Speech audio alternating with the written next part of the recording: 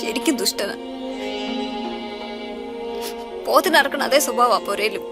താമരപ്പൂങ്കാവനത്തില് താമസിക്കുന്നോളേ. ചോന്നമാങ്ങ എന്ന ചെറിയ സിനിമ കണ്ടു. വളരെ സന്തോഷം. കാരണം ബഷീറിനെ കുറിച്ചിട്ട് ഒട്ടനവധി ഇത്തരത്തിലുള്ള ഷോർട്ട് ഫിലിമുകളും ഡോക്യുമെൻ്ററികളും ഒട്ടനവധി വന്നിട്ടുണ്ട്. അതിൽ നിന്നൊക്കെ ഒരു വ്യത്യസ്തമായിട്ടുള്ള ഒരു ഷോർട്ട് ഫിലിമാണ് ഇപ്പോൾ ഈ ചോന്നമാങ്ങ. വലിയൊരു അനുഭവമാണ് നൽകിയിട്ടുള്ളത്. വൈക്കം മുഹമ്മദ് ബഷീറിൻ്റെ എല്ലാ കഥകളും നല്ലതാണ്. അതിൽ തന്നെ പ്രത്യേകിച്ച് ബാല്യകാല സഖിയുടെ 80ാം വാർഷികമാണ്.